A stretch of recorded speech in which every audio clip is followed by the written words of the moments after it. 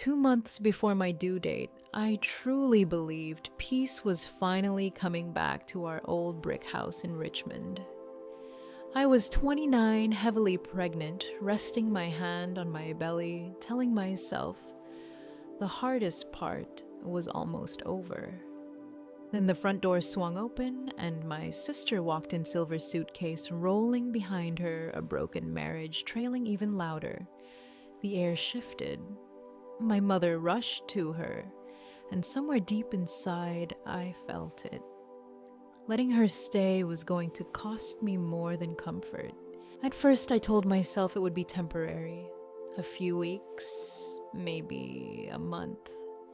Just enough time for Camille to heal, as Mom kept saying in that soft voice she only used for her. But within hours of her arrival, the house didn't feel like mine anymore. 3 suitcases and a box of kitchenware somehow turned into a full invasion. The dining table disappeared beneath her things. The couch collected piles of her clothes. An open makeup bag sat beside the remote like it belonged there. 2 empty wine glasses rested on the coffee table long after dinner, waiting for someone else to deal with them. That someone, of course, was never her. Dad quietly picked up one of the glasses that first night and carried it to the sink. He didn't say a word. He rarely did when tension crept into a room. Mom took his silence as approval, or maybe as relief. If he wasn't objecting, then everything must be fine. She just needs time, Mom kept repeating. Time, apparently, meant sleeping until noon, while I woke before sunrise, my back aching, my feet swollen, making breakfast and folding laundry. Time meant stretching in the doorway, yawning dramatically, then commenting that the coffee wasn't strong enough, or that the house felt cold, or that pregnancy hormones must be making me overly sensitive. She said that last one with a small smile, like it was a joke, like I was supposed to laugh. Dinner became the hardest part of every day. Camille would lean back in her chair, wine in hand, and retell the story of her failed marriage as if it were a stage performance. Betrayal, heartbreak, her strength, her suffering. Mom nodded at every pause, sometimes even dabbing at her eyes. Dad hid behind his newspaper, clearing his throat whenever things grew too tense. And me? I'd try to speak about a doctor's appointment or the baby kicking for the first time, and Camille would cut in mid-sentence. Greta's changed, she announced one evening, tilting her head thoughtfully. She used to be fun. Mom gave me a sympathetic look, the kind that doesn't actually defend you. She's just hormonal, she said gently. It's been hard on her, hard on me. I sat there, 7 months pregnant, cooking most of the meals, cleaning around Camille's scattered belongings. And somehow I was the fragile one, the difficult one, the one who needed understanding. Sometimes I caught Camille watching me from across the room. Not openly hostile, just assessing, as if she were measuring how much space she could take before I finally broke. The guest room transformed into what she called her studio. Clothes draped over chairs, skincare bottles crowded the dresser. Her laptop played shows at full volume while she scrolled endlessly through her phone. When I asked her once, just once, if she could lower the sound because I had a headache, she stared at me like I'd insulted her entire existence. "You sound like a mom already," she laughed. "Relax." I wanted to say I am about to be one, but something about the way she said it, light dismissive, made my words shrink before they ever reached my mouth. I began stepping carefully in my own kitchen, lowering my voice in my own house, choosing silence over confrontation because every attempt at balance somehow tilted against me. Mom hovered around Camille constantly, bringing her tea, asking if she slept well, reassuring her that she was strong, that she would rise again. Dad moved through the house, like a shadow tidying quietly, pretending not to notice the growing divide.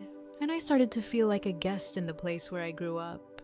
The old brick walls in Richmond had always felt solid to me, familiar, safe.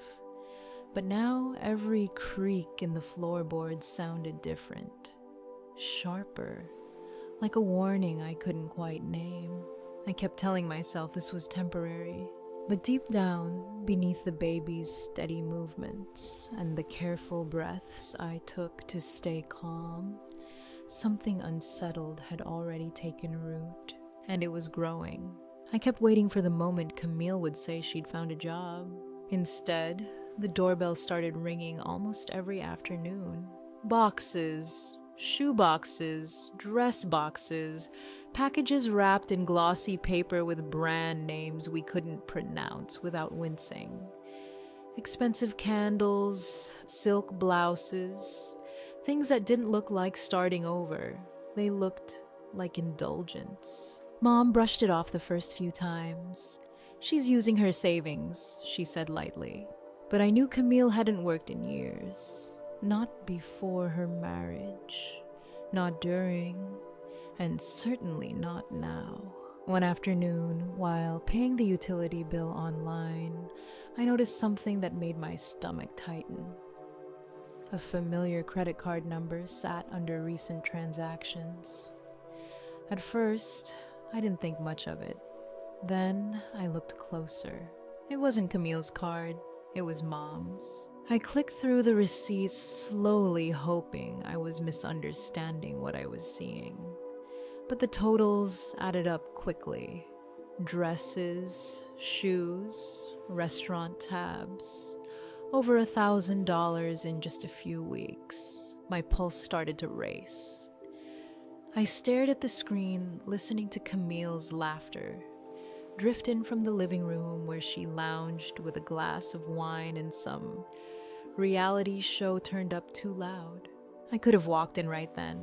I could have said something, but I already knew how it would go. Mom would defend her. Dad would stay quiet. And somehow the conversation would twist until I was the unreasonable one again. So I closed the laptop.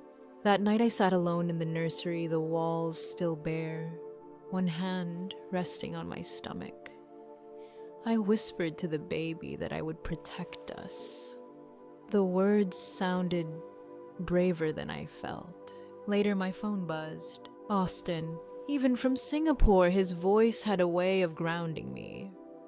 Calm, steady, like he was anchoring something inside me that kept drifting. I tried to sound cheerful at first. I told him about the packages, about the tension, about the way dinners had started to feel like performances I didn't audition for. He was quiet for a moment. "Don't let them wear you down," he said gently. "This is your home too. You deserve to feel comfortable there." I swallowed. I wanted to believe that so badly. After we hung up, I sat on the edge of the bed and listened to the house breathe. The faint hum of the refrigerator, the television murmuring down the hall, Camille's soft laughter slipping under the door. Comfort felt like something I had to earn now. Something fragile.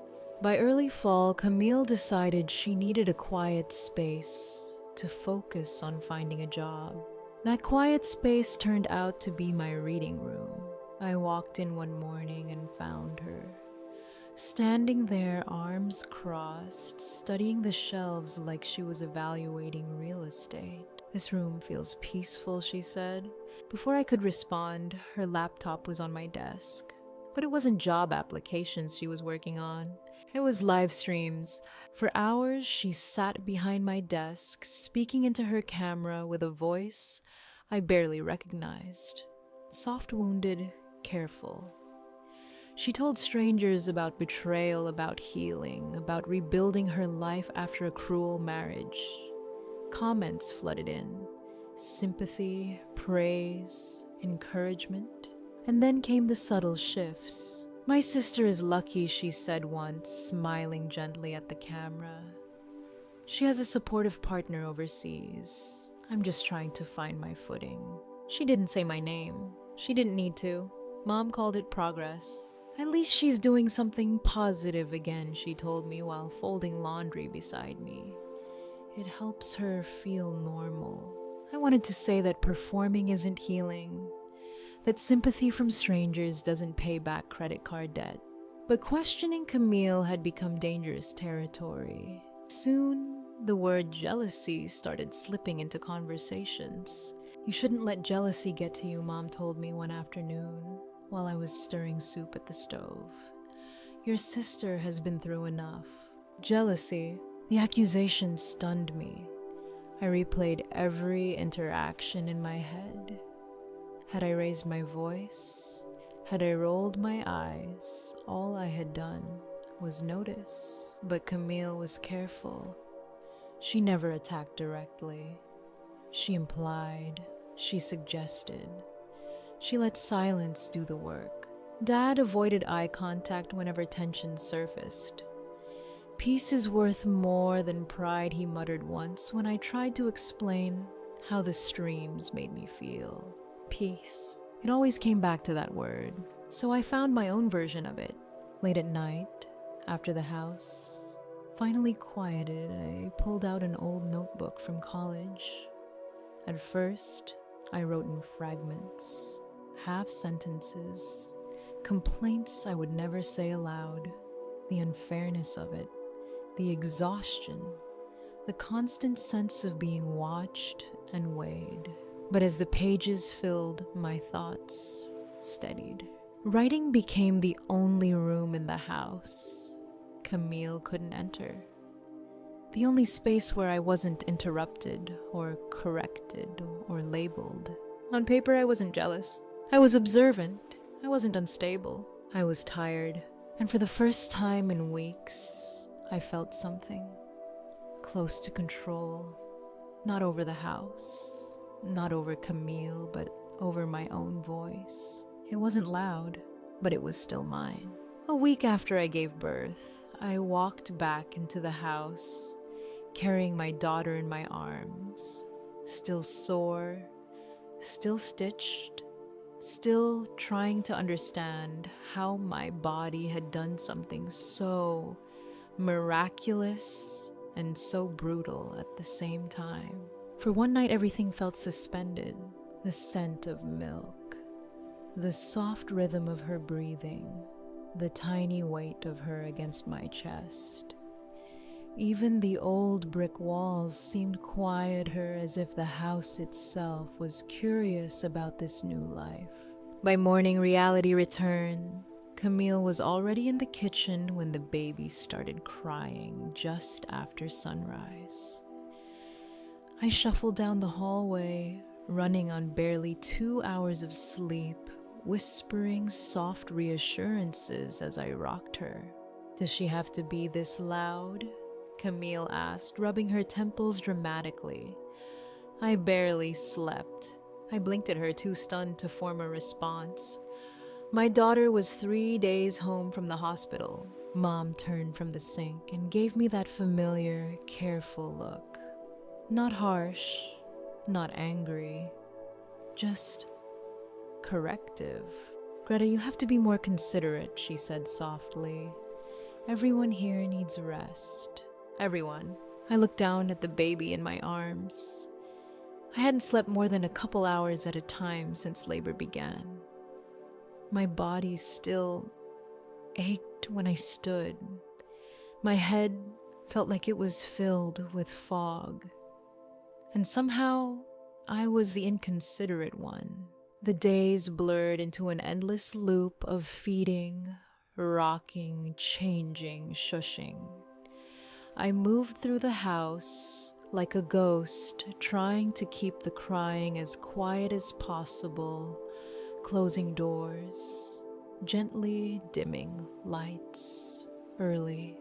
Every time my daughter whimpered, Camille sighed loudly from wherever she was, on the couch, in the reading room, in the kitchen with her wine glass. She complained about the smell of baby lotion, about the soft glow of the nursery lamp seeping under the door, about how she couldn't heal in this chaos. Mom nodded along, murmuring about patience and understanding. Patience for whom? One afternoon, as I stood in the hallway, swaying with my daughter pressed against my shoulder, I overheard Camille's voice, drifting from the living room. "I'm worried about Greta," she said, her tone dipped in practiced concern. "She hasn't been herself. She cries a lot, snaps over small things. I think it might be postpartum depression." My body went still. "She's overwhelmed," Mom replied. "New motherhood is hard." "But it's more than that," Camille insisted gently. "She yells when no one's doing anything wrong. She looks unstable." Unstable. The word hit me harder than any insult she'd thrown before. I hadn't yelled. I hadn't broken down in front of them. I'd cried quietly at night while feeding my baby, yes.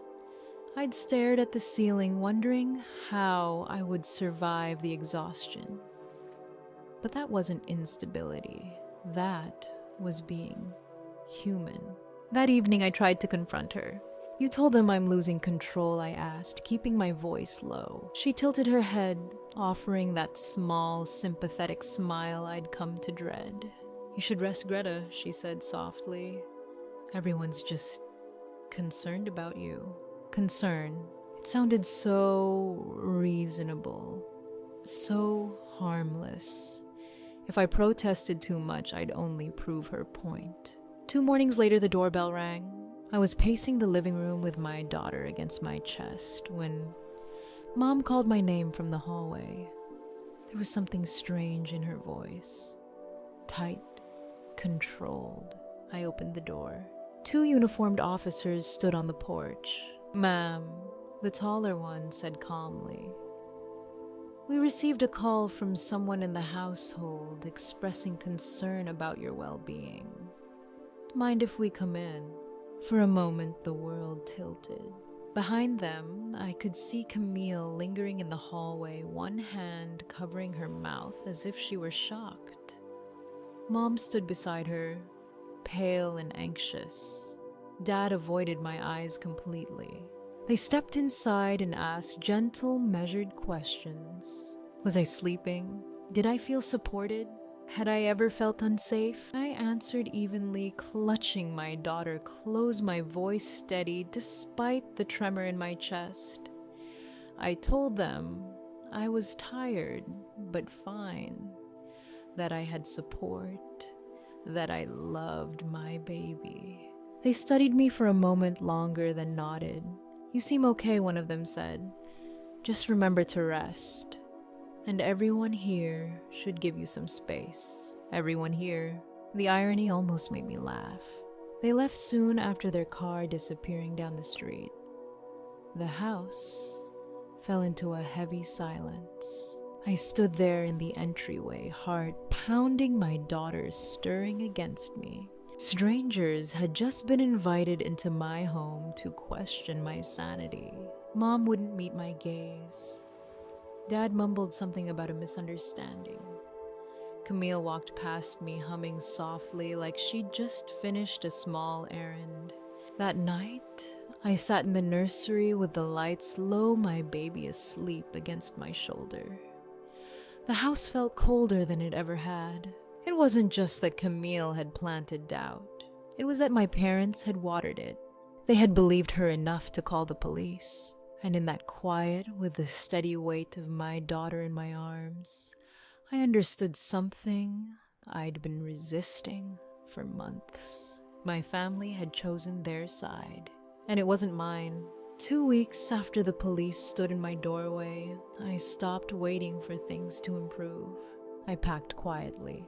Not dramatically, not angrily, just carefully folding baby blankets in the early morning light, choosing only what we truly needed. The house creaked the way it always had, but now every sound felt like it was pushing me out. the whisper of voices outside my bedroom door, the hum of the television. Even my own footsteps sounded misplaced. I left a short note on the kitchen table. "Thank you for everything. I need space to heal." That was all. No accusations, no explanations. I was too tired for either. The apartment I found was small, tucked above a bakery near downtown Richmond. The first morning there, I woke to the smell of sugar and coffee drifting through the floorboards. It startled me at first. I'd grown so used to waking up braced for tension that I didn't know what to do with something gentle. Austin helped cover the deposit and the first month's rent without hesitation. "I've got you," he said over the phone, his voice steady even through the time difference stretching between Richmond and Singapore. "This is a fresh start, not a retreat." He called every night. Sometimes we talked about big things, the fear, the guilt, the exhaustion. Other times, it was small and ordinary. How long the baby slept, what I managed to eat that day, whether I'd stepped outside for air. No one had asked me about those details in months. The first few days alone were quieter than I expected, painfully quiet at times. I'd grown used to noise, even cruel noise. The clinking of Camille's wine glass, the murmur of her live streams through the wall, Mom's soft reassurances floating down the hallway. Without it, the silence felt almost hollow. But it wasn't hostile. When my daughter cried in the middle of the night, there were no sighs from the next room, no complaints about the light under the door. I could rock her without apologizing, sing softly without lowering my voice halfway through. Silence, I realized, could be a kindness. On my second day there, a knock came at the door. I opened it to find an elderly woman with silver hair pinned neatly at the nape of her neck. She held a small container in both hands and wore the kind of warm smile that didn't ask questions before offering help. "I'm Mrs. Eleanor Clean," she said. "I live across the hall. Thought you might not feel like cooking." Inside the container was soup, simple, homemade. She stepped inside just long enough to admire the baby, her hands gentle and sure as she cradled her. She hummed a lullaby I didn't recognize, soft, steady, almost old-fashioned. "If you ever need anything," she said before leaving knock. There was no judgment in her eyes, no analysis. No careful concern disguised as suspicion, just kindness. At night, after feeding the baby, I began writing again. At first, just small notes, how her fingers curled around mine, how she kicked her blanket in her sleep. Then, longer thoughts, fragments of truth I hadn't allowed myself to say. Writing felt different here, less like survival, more like reclamation. A few days in, my phone buzzed with a message from Mom. "You shouldn't have left like that. Camille is struggling more than ever. You made things harder for her." I stared at the screen for a long time. The old reflex to defend myself, to explain, to smooth things over, rose up instinctively. But I didn't type a single word. I looked instead at my daughter sleeping beside me, her tiny chest rising and falling in steady rhythm. Peace I was learning didn't require permission. So I set the phone down, turned off the screen, and let the quiet of the bakery's scented air settle around us. For the first time in months, I could breathe without measuring the sound of it. And that fragile, unfamiliar calm, it felt like something worth protecting. It happened on an ordinary evening. The baby had finally fallen asleep after an hour of pacing the narrow living room. The bakery downstairs had closed, and the smell of sugar had faded into something softer yeast and quiet. I sat at the small kitchen table with my laptop open, determined to catch up on bills before exhaustion won. That's when I logged into the joint account, the one Mom and I had shared since college. We'd kept it open for household expenses, groceries, utilities, simple things. Even after I moved out, I hadn't thought to close it. It felt symbolic, a thread still tying us together. The balance read 0. At first I assumed it was a glitch. I refreshed the page.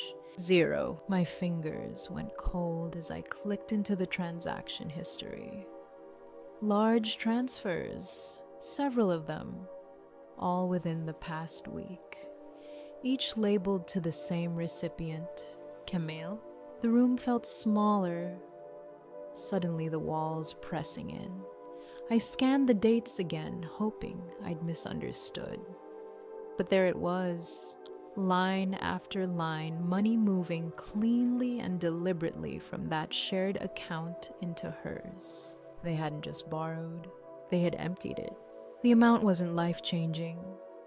It wasn't everything I had, but it was enough to matter, enough to sting, enough to say something final. I sat there for a long time, listening to the faint hum of the refrigerator, my daughter stirring softly in her crib. My mind replayed Mom's message from days earlier.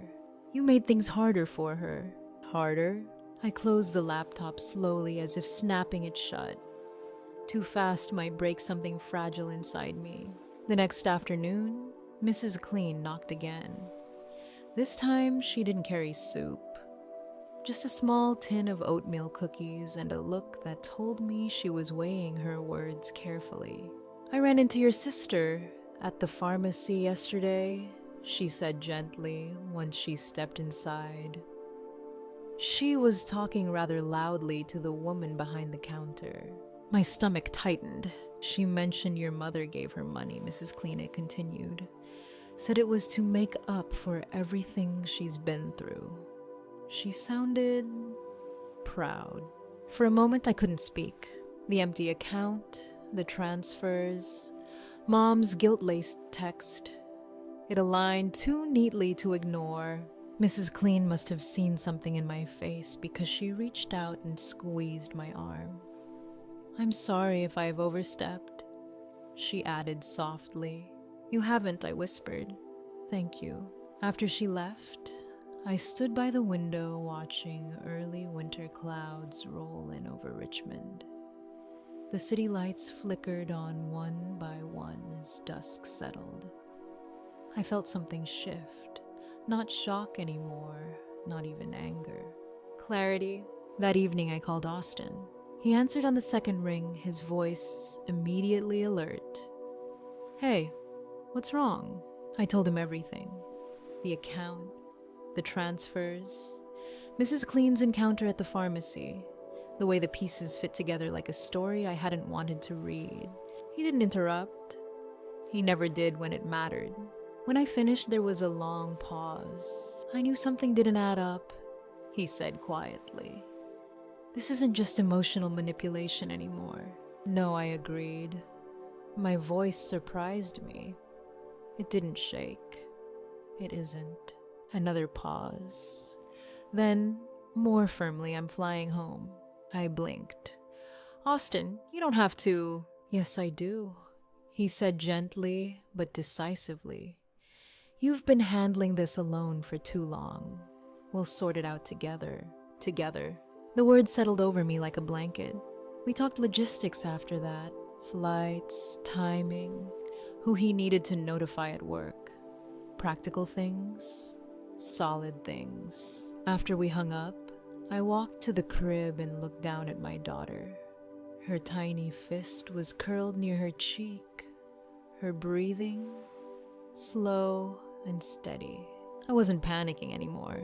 I wasn't spiraling. I was waiting for Austin to step through that apartment door, waiting for answers.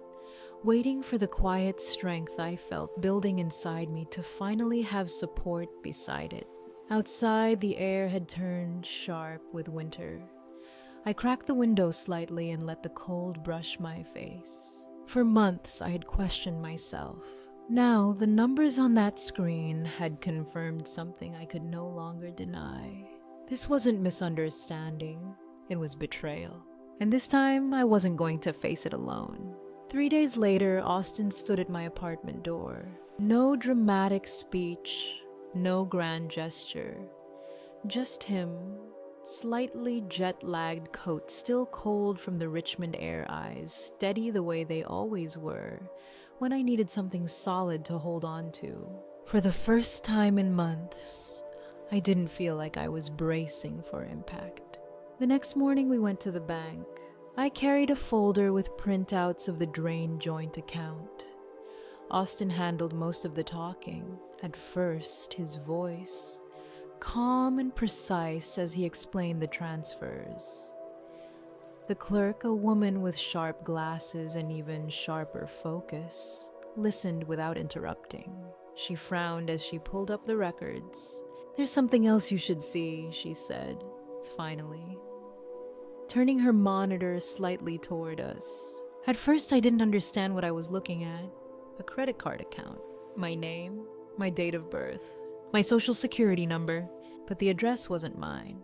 The purchases stretched back months. Luxury clothing stores, restaurant bills, travel bookings, thousands of dollars, line after line.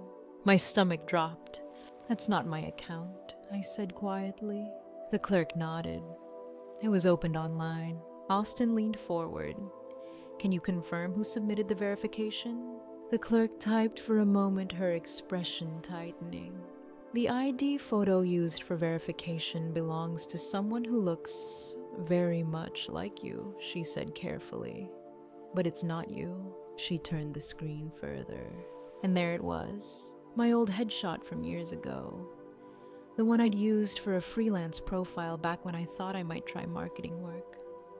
Smiling, younger, unaware. Camille had used my face. The room felt smaller, the fluorescent lights too bright. I pressed my hands flat against my knees to keep them from shaking. I had imagined betrayal in so many forms. Gossip, manipulation, lies whispered behind closed doors. But identity theft, this was colder, more deliberate. Austin's hand found mine under the desk. He squeezed, once grounding me. "We'll fix this," he said quietly. "You're not alone." The clerk began outlining the next steps. Disputes, affidavits, fraud reports. Words like investigation and liability floated through the air. I tried to focus to absorb every instruction, but part of me was still staring at that photo. She hadn't just taken money. She had built an entire version of me on paper in databases and financial systems, and used it as a mask.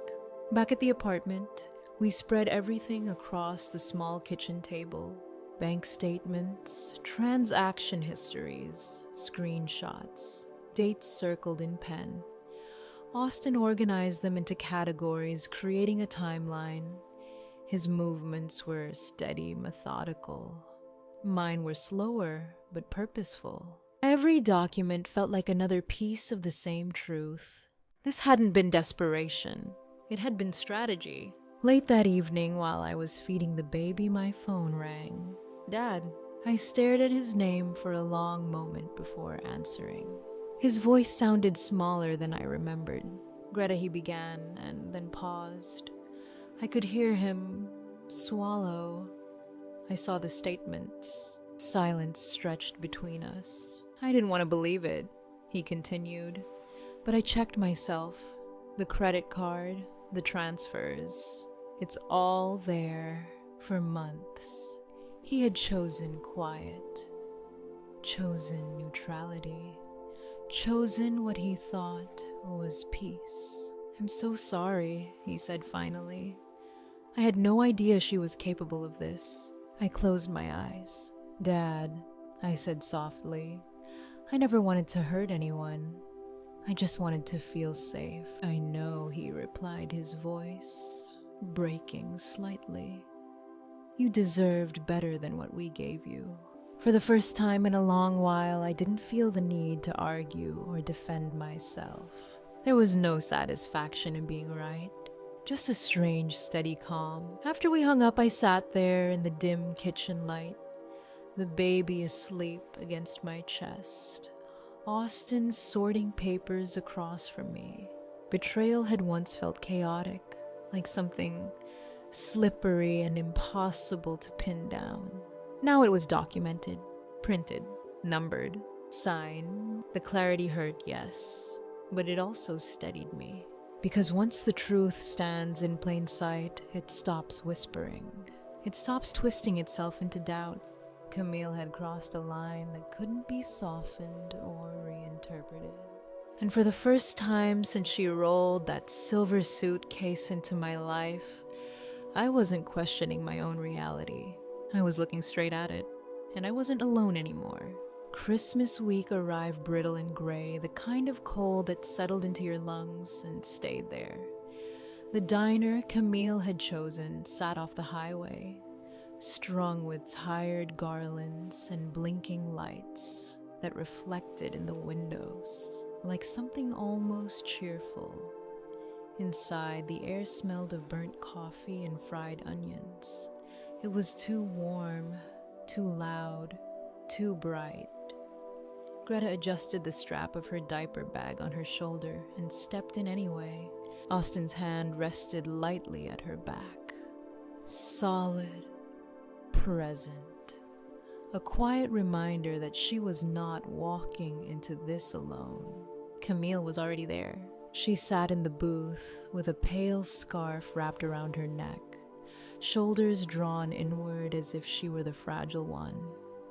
Their mother leaned toward her protectively. Their father stared into his coffee like it might offer answers he didn't want to say out loud. When Greta approached, Camille looked up slowly. Her eyes shimmered, perfectly timed. You came, Camille said softly, like Greta had done something extraordinary just by showing up. Greta slid into the booth across from them. She placed a manila folder on the table, but didn't open it yet. She met her mother's eyes first. You said we needed to talk, Greta said evenly. Her mother sighed, already weary. We just want peace, Greta. This has gone on long enough. Peace, the word rang hollow. Camille reached for a napkin, dabbing at eyes that weren't crying. I don't understand why you're doing this to me, she whispered, after everything I've been through. Austin stiffened beside Greta, but she squeezed his knee under the table. Not yet. Greta finally opened the folder. The sound of paper sliding against laminate cut through the clatter of dishes. She laid out the statements, one by one, highlighted charges, transfer confirmations, a timeline. Calm, methodical. The joint account, Greta said quietly, tapping the page. Drained over 3 days. Transferred into Camille's account. Her mother's face went blank. That's not possible. It is, Greta replied. Here's the transfer ID. Here's the confirmation from the bank. Camille's breath hitched. You think I did that? I don't even know how to move money like that. Greta didn't look at her. She pulled out the next set of papers. Credit card statements. Pages and pages of purchases, clothing, electronics, travel deposits. This card was opened in my name, Greta said, using my old headshot for verification, the same one Dad took for my college applications. Their father's head snapped up. That's absurd, her mother said sharply, but her voice trembled. Greta slid the printed image across the table. There it was. Her own smiling face from years ago attached to a line of forged authorization. For months, Greta continued, her voice steady in a way that surprised even her. Someone used my name. my credit, my identity. The diner noise seemed to fade around them. Camille pressed a hand to her chest. This is insane. You're spiraling again. This is what we were worried about.